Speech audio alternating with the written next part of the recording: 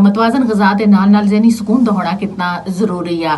सिर्फ मुनासिब खुराक मुनासिब गज़ा खाना ही ज़रूरी नहीं बल्कि इस दे नाल ज़हनी सुकून का होना भी बहुत ज़्यादा ज़रूरी है। अगर तुसां दी गज़ा जिहड़ी आ वो ठीक है और तुसां दा ज़हनी सुकून नहीं, तुसां को ज़हनी सुकून नहीं, तुसदा दिमाग जिहड़ा वो मुतमईन नहीं, परेशान आ, तां फिर भी जिहड़ा तुसी ना तुसां दी सेहत जिहड़ी है ना वो मुकम्मल नहीं हो सकती। इसी तरह अगर तुसां दी गज़ा नाकस आ और तुसां को ज़हनी सुकून नहीं, फिर भी तुसां दा जिस्म जिहड़ा ना वो कमज़ोर पड़ सकता। लिहाजा कोशिश करनी है कि गज़ा दे नाल नाल इंसान दा ज़हनी सुकून जिहड़ा ना उसदा तवाज़न भी जिहड़ा ना वो बरकरार रहे और दोने मतवाजन गज़ा दे नाल नाल ज़हनी सुकून जिहड़ा ना उनदा आपस विच तवाज़न होना भी बड़ा एक अहम किरदार अदा कर रहा होंदा। और कोशिश करनी है कि अज जिहड़ा मौसम है बड़ा खूबसूरत है और खूबसूरत जे खाने तैयार करने और बाहर दा मौसम आखते हैं ना दिल दा मौसम अच्छा हुआ था, बाहर दे सभी मौसम जड़े अच्छे नजर आने।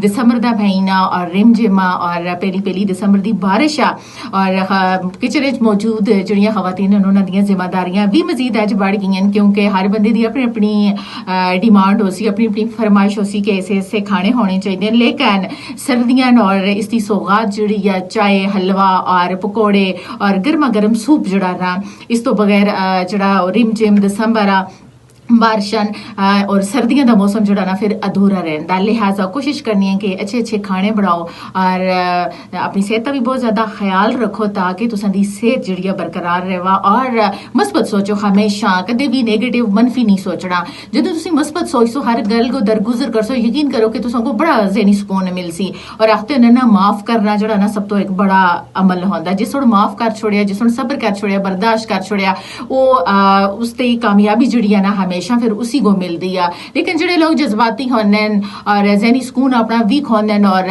मुकाबले तातु लाने और यकीन करो फिर इंसान को सुकून उस तरह का नहीं मिलता। लिहाजा दोनों चीज़ें बहुत जरूरी हैं। अपनी सेहत को बरकरार रखने वास्ते मुतवाजन गज़ा भी जरूरी है और नाल नाल ज़हनी सुकून भी जड़ा बहुत ज़्यादा जरूरी है।